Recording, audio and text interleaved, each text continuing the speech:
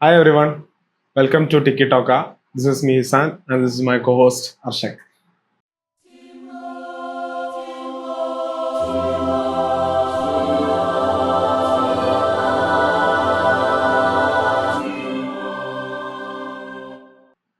ഇന്ന് ഇന്ന് നല്ല വലിയ സന്തോഷത്തിലല്ല ഇരിക്കുന്നത്. എന്താ വെച്ചാല് ലാസ്റ്റ് ഗെയിം, അതായത് ഇന്നലെ എൽ ക്ലാസിക്കോ ഉണ്ടായിരുന്നു. അപ്പൊ നമ്മളെ ടീമിന് ഫേവറബിൾ ആയിട്ടല്ല അതിന്റെ റിസൾട്ട് വന്നത്. 2-1 തോറ്റു. അതൊരു എവേ ഗെയിം ആയിരുന്നു, ബട്ട് സ്റ്റിൽ അതെ, നല്ലൊരു ലോസ് ആയിരുന്നു. കാരണം ഗെയിം നോക്കുകയാണെങ്കിലും അങ്ങനെ നല്ലൊരു പെർഫോമൻസ് എന്ന് പറയാൻ പറ്റില്ല. എനിക്ക് വളരെ ഒരു വീക്ക് ആയിട്ടുള്ള പെർഫോമൻസ് ആയിട്ട് തോന്നി. അല്ല, അത് ഈ ബാഴ്സലോണന്റെ മാത്രല്ല കേട്ടോ, ഈവൻ റിയൽ മാഡ്രിഡിന്റെ പെർഫോമൻസ് എടുത്താലും പെർഫോമൻസ് എന്ന് പറയുമ്പോൾ ഭയങ്കര അത്രയും ഡോമിനേറ്റ് ചെയ്ത് കളിച്ച പെർഫോമൻസ് ഒന്നല്ല. പക്ഷെ സ്റ്റിൽ ജയിക്കാൻ ഫസ്റ്റ് ഹാഫ് കുറച്ചും കൂടെ കമ്പാരിറ്റീവ്ലി ബെറ്റർ ആയിരുന്നു റിയൽ മാഡ്രിഡിന്. സെക്കൻഡ് ഹാഫ് കുറച്ചും കൂടെ. പിന്നെ ഫൈനൽ ഇത് വരുന്ന സമയത്ത് അവര് കുറെ ഓപ്പർച്യൂണിറ്റീസ് ഉണ്ടായത് ക്ലിയർ ചെയ്തു. അപ്പൊ ബാർസന്റെ കേസിൽ ബാർസക്ക് ചാൻസസ് കിട്ടിയിട്ടുണ്ട് സെക്കൻഡ് ഹാഫിൽ. പക്ഷെ അതെല്ലാം എന്താ പറയാ ഫിനിഷ് ചെയ്യാൻ പറ്റിയില്ല. പിന്നെ എനിക്ക് തോന്നിയ ഒരു കാര്യം എന്താ വെച്ച് കഴിഞ്ഞാല്, ഒരു എനർജി നോക്കുമ്പോൾ റിയൽ മാഡ്രിഡ് പ്രസ് ചെയ്യുന്ന ഒരു എനർജി, ആ എനർജി എനിക്ക് ഈ ബാർസന്റെ ഒരു പ്ലേയേഴ്സിലും കണ്ടിട്ടില്ല. എല്ലാരും ഒരു എന്താ പറയാ ഭയങ്കര ഒരു ഉണങ്ങിയ ഒരു കളി പോലെ എനിക്ക് തോന്നിയത്. ഇപ്പൊ ഫെറാൻഡ് നോക്കുകയാണെങ്കിൽ ഫെറാൻഡ് ഒക്കെ ബോൾ കൊടുത്തിട്ട് മറ്റൊരു വളരെ ബ്ലണ്ടർ ആയിട്ടുള്ള ഒരു കളി, ഭയങ്കര ബ്ലണ്ടർ. കാരണം ഏരിയൽ ഡ്വെൽസ് ഒന്നും കിട്ടുന്നില്ല. കാലിൽ ബോൾ കൊടുത്തിട്ട് മിസ്സാക്കാം മിസ്സിങ്. എന്ന് വെച്ച് കഴിഞ്ഞാല് കുറെ ബോളുകള് ഓക്കെ, ഓനൊരു സ്ട്രൈക്കറിന്റെ പൊസിഷനിൽ കളിക്കുന്നത്, ബോൾ ഹോൾഡ് ചെയ്ത് നിൽക്കാനുള്ള കഴിവ് പോലും ഇല്ല. ഈവൻ ഫെറാനെ മാർക്ക് ചെയ്യുന്നത് മിൽറ്റാവ് ആണ്. മിൽറ്റാവ് എന്ന് പറഞ്ഞാൽ ഭയങ്കര വലിയൊരു ഡിഫറൻസ്. കാരണം ഓൾറെഡി ഇപ്പൊ 2 ACL ഇഞ്ചറി ഒക്കെ കഴിഞ്ഞ് വന്ന് കളിക്കുകയാണ്. അപ്പോ മിൽറ്റാനോ പോലത്തെ ഒരു പ്ലെയർ ഇപ്പൊ ലെവൻഡോസ്കി ഒക്കെ ആണെങ്കിൽ ഈസിലി ചിലപ്പോൾ ഔട്ട്ബീറ്റ് ചെയ്തിട്ടുണ്ടാവും എന്തായാലും. പക്ഷെ ഫെറാന പറ്റുന്നില്ല. ഈവൻ ഫസ്റ്റ് ടച്ചിൽ തന്നെ അത് മിൽറ്റാവ് അല്ലെങ്കിൽ റിയൽ മാഡ്രിഡ് ബോൾ വിന്നെയാണ്. അപ്പൊ ഒന്നാമത് ആ CFന്റെ റോള് തീരെ ചെയ്യാൻ പറ്റാത്ത രീതിയിലാണ് ഫെറാൻ കളിക്കുമ്പോൾ ഉണ്ടായത്. പിന്നെ പറയുമ്പോ ഈ പറഞ്ഞ പോലെ തന്നെ പ്രസ്സിംഗ് വളരെ വീക്ക് ആയിരുന്നു ബാഴ്സലോണന്റെ. റിയൽ മാഡ്രിഡ് ആണെങ്കിൽ പ്രസ്സിംഗ് ആണ് കൂടുതൽ കോൺസെൻട്രേറ്റ് ചെയ്തത്. കാരണം ഞാൻ ശ്രദ്ധിച്ച കാര്യം എന്ന് വെച്ച് കഴിഞ്ഞാല്, നമ്മൾ ഔട്ട് ആവുന്ന സമയത്ത് റിയൽ മാഡ്രിഡിന് 5 പ്ലേയേഴ്സ് നമ്മളെ ഹാഫിലാണ്. അത് എങ്ങനെയാ വെച്ച് കഴിഞ്ഞാൽ പ്ലേയേഴ്സിനെ മാർക്ക് ചെയ്തിട്ട് അവിടുന്ന് നമ്മളെ ഹാഫിൽ നിന്ന് ബോൾ വിൻ ചെയ്യാൻ വേണ്ടി ശ്രമിക്കുക. നമ്മളെന്താ ചെയ്യണേ, നമ്മളെ ടൈമിൽ ബോൾ ഇട്ടി കഴിഞ്ഞാൽ നമ്മൾ കുറെ പാസ് കൊടുത്ത്, അല്ലെങ്കിൽ പാസ്സും ഓക്കെ, അത് ബാർസന്റെ ഒരു സ്റ്റൈലാണ്, പക്ഷെ അതിന്ന് ക്രിയേറ്റ് ചെയ്യാൻ പറ്റുന്നില്ല ഒന്നും. അപ്പത്തേക്കും ബോൾ ഇവർ വിൻ ചെയ്യുക. പിന്നെ ഇപ്പോൾ ബാർസന്റെ ഒരു ഗോൾ നോക്കി നോക്ക്, റിയൽ മാഡ്രിഡിന്റെ ഒരു പ്ലെയറിന് മിസ്റ്റേക്ക് ഒന്നും കിട്ടിയ ഗോളാണ് ശരിക്കും പറഞ്ഞാൽ. ഓക്കെ, റാഷ്ഫോർഡിന്റെ ആ പാസ് അടിപൊളി പാസ്സായിരുന്നു, ഗോള് ഓക്കെ, അത് ഫിനിഷ് ചെയ്യേണ്ട ഗോളാണ്. പക്ഷെ നമ്മൾ ക്രിയേറ്റ് ചെയ്തുണ്ടാക്കിയ ഒരു ഗോളല്ല അത്. ആ ഗൂളറിന്റെ മിസ്റ്റേക്ക് കിട്ടിയ ഒരു ഗോളാ. നേരെ മറിച്ചിട്ട് നമ്മൾ ഫസ്റ്റത്തെ എംബാപ്പന്റെ ഗോൾ നോക്കി കഴിഞ്ഞാൽ കാണാൻ പറ്റും, ബെല്ലിംഗ്ഹാമിന്റെ അത്രയും പെർഫെക്റ്റ് പാസ്സായി. റണ്ണിങ് പറയാ വേണ്ട. എംബാപ്പന്റെ ഈ സീസൺ നോക്കി കഴിഞ്ഞാൽ കാണാം, എംബാപ്പെ ഓൾറെഡി പ്രൂവൺ ആയിട്ടുള്ള ഒരു പ്ലെയറാ. എംബാപ്പെ എന്താന്നുള്ളത് ഇന്നലെ ആ ഒരു ഗോളിൽ കാണിച്ചു കൊടുത്തത്. അത്രയും കറക്റ്റ് റണ്ണിങ്ങും കറക്റ്റ് പാസും, അങ്ങനത്തെ ഒരു മൂവ്മെന്റ് ശരിക്കും പറഞ്ഞു കഴിഞ്ഞാൽ നമ്മൾ കുറെ ഉണ്ടാക്കി, പക്ഷെ അത് കൺവേർട്ട് ചെയ്യാൻ പറ്റിയില്ല. പിന്നെ നോക്കിക്കഴിഞ്ഞാൽ നമുക്ക് കാണാം 4 ഗോളൊക്കെ കിട്ടണ്ടാണ്. അത് 4-5 ഒക്കെ കിട്ടട്ടെ. അത് ഷെസ്നി ഉള്ളതുകൊണ്ട് ആയതാണ് സത്യം പറഞ്ഞല്ലോ.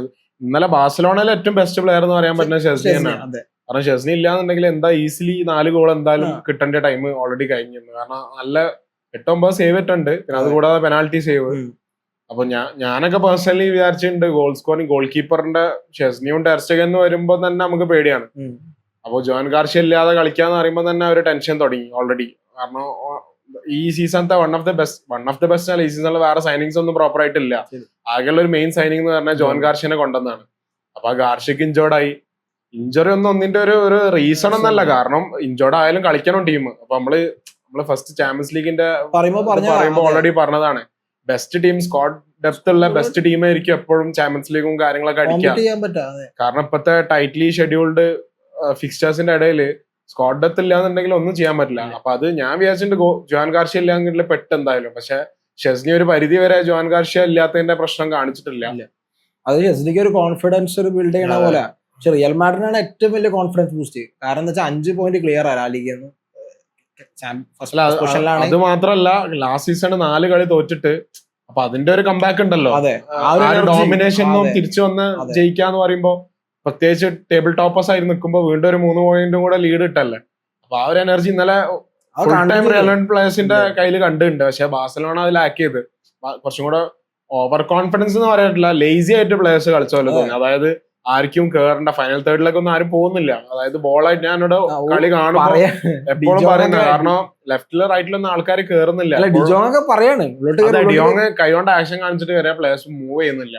അപ്പൊ അത്രയും. പിന്നെ റാഷ്ഫോർഡ് കുറെ റൺ ചെയ്യുന്നുണ്ട്. എനിക്ക് റാഷ്ഫോർഡിന് അങ്ങനെ ഒരു ബൈ ആണെന്ന് തോന്നിയിട്ട് ഇതുവരെ ഇല്ല. കാരണം പറയുമ്പോ കൺസിസ്റ്റന്റ് ആയിട്ട് 8-9 കളിയിൽ ഗോൾ അസിസ്റ്റ് ഒക്കെ വരുന്നുണ്ട്. പക്ഷെ വർക്ക് റേറ്റ് നോക്കുമ്പോൾ റാഷ്ഫോർഡ് ആക്ച്വലി വളരെ കുറവാണ്. ഗോൾ അസിസ്റ്റ് ഉണ്ടായ ഓക്കെയാണ്, ഒരു ലോൺ പ്ലെയറിന് ഗോൾ അസിസ്റ്റ് ഉണ്ടായാൽ മതി. പക്ഷെ നമ്മൾ പെർമനന്റ് ആയിട്ട് വാങ്ങുമ്പോൾ ആ പ്ലെയർ വർക്ക് റേറ്റ് ഇല്ലാന്നുണ്ടെങ്കിൽ വാങ്ങണതിൽ കാര്യമില്ല. നമ്മള് റഫീഞ്ഞിന്റെ കഴിഞ്ഞ സീസണിൽ കണ്ട കാര്യം അതാ. എന്ന് വെച്ച് കഴിഞ്ഞാൽ വർക്ക് റേറ്റ് അത്ര മേ ബി ചിലപ്പോ ചില കളികളിൽ ഗോൾ സ്കോർ ഉണ്ടാവില്ല, അസിസ്റ്റ് കൊടുക്കുന്നുണ്ടാവില്ല, പക്ഷെ വർക്ക് റേറ്റ് അത്രയും ബെറ്റർ. ഇപ്പൊ ഇംബാപ്പേന്റെ തന്നെ PSG കളിക്കുന്ന സമയത്ത് ലൂയിസ് എൻറിക്കെ പറയുന്നുണ്ട്, നിങ്ങൾ വേൾഡിലത്തെ ബെസ്റ്റ് പ്ലെയർ ആണെങ്കിൽ ബോൾ പോയി കഴിഞ്ഞാൽ പിന്നെ അവിടെ നിൽക്കലല്ല, പ്രസ്. അപ്പൊ ഇതാണ് ഒരു പ്ലെയർ. അത് ഇന്നലെ റിയൽ മാഡ്രിഡിൽ നമ്മൾ കണ്ട കാര്യമാണ്. ഇപ്പൊ വിനീഷ്യസിന്റെ രണ്ടാമത്തെ ഗോള് സത്യം പറഞ്ഞാൽ ബാർസന്റെ വളരെ മിസ്റ്റേക്ക് അത്. കാരണം ഈ വിനീഷ്യസ് ആ മൂലക്കൽ വരും, ഞാൻ വിചാരിച്ചിരിക്കണം ആ മൂലക്കൽ എത്തിയപ്പോ ഇനി അത് പോയി എന്നുള്ള സാധനം. ക്രോസ് ചെയ്ത് മിൽട്ടാവ് ഹെഡ് ചെയ്ത് ബെല്ലിംഗാം ഗോൾ അതെ. അപ്പൊ അതെന്ന് വെച്ച് കഴിഞ്ഞാൽ ആ പ്ലെയറിന് ഉണ്ടാവുന്ന മെന്റാലിറ്റി, എന്ത് പോയാലും ഇല്ലെങ്കിൽ ഞാനൊരു എന്തെങ്കിലും ഒരു 50% ചാൻസ് ക്രിയേറ്റ് ചെയ്യാൻ പറ്റുകയാണെങ്കിൽ ചാൻസ് ക്രിയേറ്റ്. അത് ഇന്നലെ ആ കാര്യത്തിൽ റിയൽ മാഡ്രിഡ് ഭയങ്കര സക്സസ് ആണ്. ഓരെന്താ ചെയ്താ കഴിഞ്ഞാൽ ഒരു 50 ചാൻസ് പോലും 50 ചാൻസസ് എല്ലാം ഓരോ കയ്യിലാണ്. പിന്നെ ലാസ്റ്റിലേക്ക് എത്തിയപ്പോ ഒരു മാറി. സത്യം പറഞ്ഞാൽ ബാർസ പ്ലേസ് ഇളിഞ്ഞ് എനിക്ക് തോന്നിയതാ. പ്ലേയേഴ്സിന്റെ കൈമൊന്നും വിട്ടുപോയി. പിന്നെ കോൺട്രവേഴ്സി ഉള്ളതുകൊണ്ട് തന്നെ പ്ലേസ് കുറച്ചും കൂടെ ഈറ്റടപ്പായി. അപ്പൊ അതൊക്കെ അത് ഞാൻ പറയാം, it's A part of game. ഇപ്പൊ അത് ഓരോ പ്ലേയേഴ്സ് ഓരോ രീതിയിലാണ്. ഇപ്പൊ ചില ആൾക്കാർ പറയുന്നുണ്ട് നവാലിന് കുറച്ച് വായ കൂട്ടണോ, കളിക്കണം, വായ കൂട്ടണോ വായ തുറക്കണോ, കളിച്ചാൽ മതി. വായ തുറന്ന് കുറെ ഡയലോഗ്സ് അടിച്ച് കളിക്കുന്നുണ്ടെങ്കിൽ. റിയൽ മാഡ്രിഡിനെ പറ്റി പറഞ്ഞതിനോട് എനിക്ക് ഒരു വിയോജിപ്പുണ്ട്. അതായത് ഒരു പബ്ലിക് പ്ലാറ്റ്ഫോമിൽ വന്നിട്ട് റിയൽ മാഡ്രിഡ് ചീറ്റേഴ്സ് ആണ്, എന്നിട്ട് വിക്ടിം കാർഡ് ഇറക്കും എന്ന് പറയുന്നതിനോട് വിയോജിപ്പുണ്ട്. അതല്ലാതെ ഇൻസ്റ്റാഗ്രാമിൽ സ്റ്റോറി ഇടുന്നതോ അല്ലെങ്കിൽ കളിന്റെ മുന്നേ ഫ്ലെക്സ് ചെയ്യുന്നതൊന്നും ഒന്നാമത് സോഷ്യൽ മീഡിയ എന്ന് പറയുന്ന പാർട്ട് ഓഫ് ദ ലൈഫാണ് ഇപ്പോ. അപ്പൊ അത് പണ്ടത്തെ കാലത്ത് അത് ചെയ്തില്ല പ്ലേയേഴ്സ്, കാരണം അന്ന് അങ്ങനെ ഒരു പ്ലാറ്റ്ഫോം ഇല്ല. ഇന്നതുള്ളതുകൊണ്ട് ആൾക്കാർ ഞാൻ പറയാ, നമ്മള് കുറെ മുമ്പുള്ള ബാർസന്റെ ഒരു കളിയില് ബാർസ ഒരു 7-0 ജയിച്ചിട്ട് ഞാൻ കണ്ടതാണ്. റൊണാൾഡോ പറയുന്നുണ്ട് അൽമേരിയ അല്ല അത് റിയൽ മാഡ്രിഡ്. അടുത്ത കളി നമ്മൾ 4-0 ജയിക്കുന്നേ. ഞാൻ പറഞ്ഞ അത് അങ്ങനെ പറയുന്നതുകൊണ്ട് എന്താ വെച്ച് കഴിഞ്ഞാല്, ഇപ്പൊ എനിക്ക് തോന്നുന്നു ഏതോ ഒരു പ്ലെയർ റിയൽ മാഡ്രിഡിന്റെ പ്ലെയറിനെ പറയണേ അങ്ങനെ പറയുമ്പോ കമ്മിങ്ക. അപ്പൊ അതിനെ ആ രീതിയിൽ എടുത്താൽ മതി.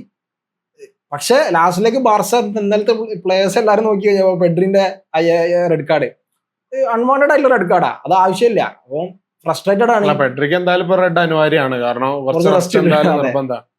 പിന്നെ ഫ്ലിക്ക് ഈ ഹൈലൈൻ മാറ്റി പിടിക്കുന്ന ടൈം കഴിഞ്ഞു. ഒന്നാമത് ഈ സീസണിന്റെ ഏറ്റവും വലിയ മിസ്റ്റേക്ക് ആണ് ഇനിഗോ മാർട്ടിനസ് പോയിട്ട് ഒരു റീപ്ലേസ്മെന്റ് സൈൻ ചെയ്യാത്തത്. ഇനിഗോ മാർട്ടിനസ് എന്ന് പറഞ്ഞാൽ അത്രത്തോളം ഇമ്പോർട്ടന്റ് ആയിരുന്നു ആ ഹൈലൈൻ കളിക്കുന്നുള്ളത് ഇപ്പോഴാണ് മനസ്സിലാവുന്നത്. കാരണം കുബാർസി മാർട്ടിനസ് എന്ന് പറഞ്ഞ കോംബോ ഉണ്ടാക്കിയിട്ട് ഇപ്പൊ കുബാർസിക്ക് പെയർ ചെയ്യാൻ ആരുമില്ല. പല കളികളും പല കോമ്പിനേഷൻസ് ഫ്ലിക്ക് ട്രൈ ചെയ്യുന്നുണ്ട്. റിഗാർസിനെ ട്രൈ ചെയ്യുന്നുണ്ട്, ക്രിസ്ത്യൻസിനെ ട്രൈ ചെയ്യുന്നുണ്ട്, കുറെ ആൾക്കാരെ ട്രൈ ചെയ്യുന്നുണ്ട്. പക്ഷെ ഒന്നും അങ്ങോട്ട് സെറ്റ് ആവുന്നില്ല. ഹൈലൈൻ കളിക്കാൻ വേണ്ടിയിട്ട് കുബാർസിക്ക് ഒറ്റയ്ക്ക് എന്തായാലും ഹാൻഡിൽ ചെയ്യാൻ പറ്റില്ല എന്ന് മനസ്സിലായി. എനിക്ക് പേഴ്സണലി തോന്നിയത് ഇന്നലെ ശരിക്കും സ്റ്റാർട്ടിംഗ് ലെവലിൽ വേണ്ട പ്ലെയർ അറോഹോ ആയിരുന്നു. കാരണം അറോഹോ വന്നതിന്റെ ശേഷമുള്ള അറോഹോന്റെ ഒരേ ഒരു പ്രശ്നം എന്താ വെച്ചാൽ ആവശ്യമില്ലാതെ കാർഡ് വാങ്ങുന്നുള്ള, അതായത് ബോക്സിൽ നിന്ന് ആവശ്യമില്ലാതെ അൺവാണ്ടഡ് ഫൗൾസ് ഉണ്ടാവും. പക്ഷെ ഇന്നലെ എനിക്ക് കുറച്ചും കൂടെ മെച്ചോർഡ് ആയിട്ട് അറോഹോ കളിച്ചും തോന്നി. നല്ല ക്ലിയറൻസ് ഉണ്ടായിരുന്നു. ഫിസിക്കലി അറോഹനെ ബീറ്റ് ചെയ്യാൻ നല്ല പാടാ. CB പൊസിഷൻ RBയിൽ പിന്നെയും ബീറ്റ് ചെയ്യാം. അറോഹോ CB കളിക്കുമ്പോ ഫിസിക്കലി അറോഹനെ ബീറ്റ് ചെയ്യാൻ ഇമ്പോസിബിൾ ആണ്. കാരണം അത്യാവശ്യം നല്ല ഫിസിക്കും ഉണ്ട്. ഹെഡ് ചെയ്ത് ക്രോസിലൊക്കെ നമുക്ക് ഹെഡ് കുറെ 2 കോർണർ കിട്ടിയപ്പോ ഞാൻ പറയുന്നത് നമുക്ക് ഹൈറ്റ് ഉള്ള ഒരു പ്ലേയേഴ്സും ഇല്ല. അപ്പൊ ഹെഡ് ചെയ്യാൻ ആരുമില്ല. ഡിയോങ് ഒക്കെ പിന്നെ അത്ര ബോക്സിൽ നിന്നിട്ട് ഹെഡ് ചെയ്യുന്ന പ്ലെയർ ഒന്നുമല്ല. അപ്പോ അങ്ങനത്തെ ഒരു പ്ലെയറെ ലാക്കിംഗ് ആയിരുന്നു. ബാഴ്സലോണന്റെ ഈ സീസണിന്റെ ഏറ്റവും വലിയൊരു ഡിസഡ്വാൻറ്റേജ് അതാണ്. ഹൈറ്റ് ഉള്ള പ്ലേയേഴ്സ് വളരെ കുറവാണ്. ഉള്ള പ്ലേയേഴ്സ് ആണെങ്കിൽ DMF അല്ലെങ്കിൽ ബാക്കോട്ട് കളിക്കുന്ന അല്ലെങ്കിൽ പ്ലേയേഴ്സ് ഒക്കെ ആണ്. അപ്പൊ അത് ഞാൻ പറഞ്ഞ അത് സ്റ്റിൽ പറയുന്ന അതൊരു ബാർസ തോറ്റേന് ഒരു കാരണമല്ല. അത് ബാർസ അങ്ങനെ, അതായത് ഇപ്പൊ ബെഞ്ചിലുള്ള പ്ലേയേഴ്സ് ആണെങ്കിലും അത് ബാഴ്സലോണന്റെ പ്ലേയേഴ്സ് ആണ്. ഇപ്പൊ എത്ര പ്ലേയേഴ്സ് ഇഞ്ചോർഡ് ആയാലും, എത്ര മെയിൻ 11 പ്ലേയേഴ്സ് ഇഞ്ചോർഡ് ആയാലും ബാക്കിയുള്ള 11-15 ടീമിനെ വെച്ചിട്ട് ബാർസ കളിക്കണം. അങ്ങനെ ആണല്ലോ പൊതുവെ. അല്ല, അത് ഓവർകം ചെയ്യുമ്പോഴാണല്ലോ ഒരു നല്ലൊരു പൊസിഷനിലേക്ക്, അല്ലെങ്കിൽ എല്ലാത്തിനും കോമ്പീറ്റ് ചെയ്യാൻ പറ്റുന്ന ഒരു അവസരം എത്തണമെങ്കിൽ അത് പറ്റണം. എൽ ക്ലാസിക്കോ ഞാൻ ഓൾറെഡി നമ്മളെ പ്രഡിക്ഷൻ വീഡിയോയിൽ ഞാൻ പറഞ്ഞു. എൽ ക്ലാസിക്കോ എന്ന് പറഞ്ഞാൽ ഒരിക്കലും സ്ക്വാഡ് ഡെപ്ത് അല്ല. അതായത് ആ ഒരു spirit. റയല് ലാസ്റ്റ് ടൈം നമ്മൾ തോപ്പിച്ചപ്പോ റയലിലും മെയിൻ പ്ലേയേഴ്സ് ഒന്നും ഇല്ല. അപ്പൊ ശരിക്കും അവർക്ക് അത് റീസൺ ആയിട്ട് പറയാം. പക്ഷെ എൽ ക്ലാസിക്കോയിൽ ആ ഒരു ഫൈറ്റ് അല്ലെങ്കിൽ ആ ഒരു ഉള്ളിലൊരു ഫയർ വരും, ഓട്ടോമാറ്റിക്കലി വരും. അതായിട്ട് പ്രത്യേകിച്ച് ഈ ഇപ്പൊ ഇന്നലെ കഴിഞ്ഞ എൽ ക്ലാസിക്കോ, കാരണം ആ ലമീൻ യമാല് ലാസ്റ്റ് നൈറ്റ് പറഞ്ഞതിന്റെ ആ ഒരു ഹീറ്റും ഉണ്ട്. എൽ ക്ലാസിക്കോന്റെ ആ പഴയ ഒരു ഫയർ വന്ന പോലത്തെ ഇന്നലത്തെ ഒരു എൽ ക്ലാസിക്കോ എന്ന് നമുക്ക് കാണാനേ പറയുന്നത്. കഴിയുള്ളൂ. അത് കാരണം ഞാൻ ട്വിറ്ററിൽ അങ്ങനെ എന്തോ കണ്ടാണ്, റെക്കോർഡ് വ്യൂവേഴ്സ് ആയിരുന്നു ഇന്നലെ. അതായത് വേൾഡ് വൈഡ്. കാരണം ഏതിപ്പോ പ്രീമിയർ ലീഗിൽ മാഞ്ചസ്റ്റർ ഡെർബി വന്നാലും ഏത് ഡെർബി വന്നാലും എന്ത് വന്നാലും എൽ ക്ലാസിക്കോ എന്ന് പറയുന്നത് തന്നെയാണ് ഇപ്പോഴും ആൾക്കാർ ഏറ്റവും കൂടുതൽ കാണുന്ന ക്ലബ് ഫുട്ബോളിൽ ഏറ്റവും കൂടുതൽ ആൾക്കാർ ആ കാണുന്ന. rivalry അത് അതിപ്പോ മെസ്സി പോയാലും റൊണാൾഡോ പോയാലും ആ റൈവൽറി അങ്ങനെ തന്നെ നിൽക്കും എന്നുള്ളതിന്റെ ഒരു പ്രൂഫാണ് ഇന്നലത്തെ മാച്ചും കൂടെ. കാരണം അത്രയും നല്ല രീതിയിലാണ് അതിന്റെ ആ ഹീറ്റഡ് അപ്പ് ആയിട്ട് ഈവൻ സാന്റിയാഗോ ബെർണബോയിലെ ഓഡിയൻസ് ഗാലറിയിൽ വന്ന ആൾക്കാരാണെങ്കിലും ലമീൻ ടൈമിൽ ബോൾ കിട്ടുമ്പോഴൊക്കെ ബൂ ചെയ്തിട്ട് ഇന്നലെ പക്ക സത്യം പറഞ്ഞു കഴിഞ്ഞാൽ റിയൽ മാഡ്രിഡ് തൂത്തുവാരി കുറെ പക തീർത്ത പോലെ ഓരോ ഹാപ്പിയാണ്. അതായത് ഹാപ്പി ആവല്ലോ എന്തായാലും അതെ. ക്ലാസിക്കോ ജയിച്ചതിനാലേ. പിന്നെ ഈ ലമീനിന് വരുന്ന ഹീറ്റും കാര്യങ്ങളൊക്കെ നോർമലാണ്, എന്തായാലും വരും.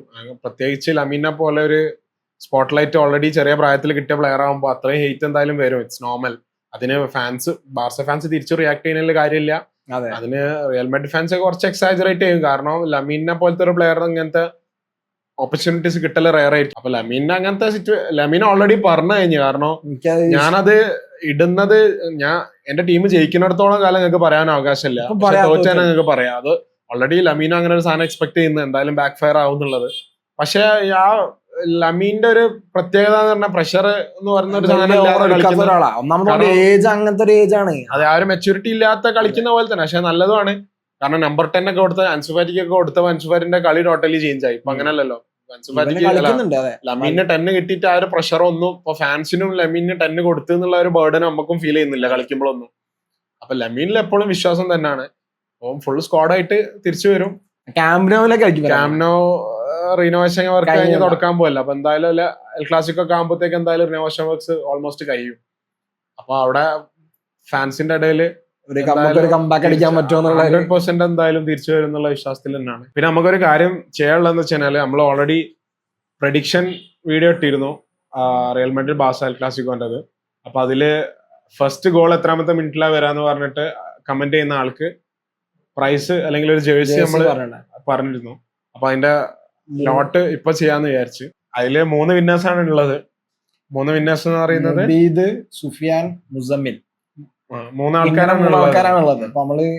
അപ്പൊ അതില് സെലക്ട് ചെയ്യാം. 3 ആളെയിൽ ഒരാളെ നമ്മൾ സെലക്ട് ചെയ്യാൻ പോവാണ്. ഓക്കെ. ഫസ്റ്റ് അതായത് ടിക്കറ്റ് ടോക്കന്റെ പേരിലുള്ള ഫസ്റ്റ് പ്രൈസ് അനൗൺസ്മെന്റ് ആണ്.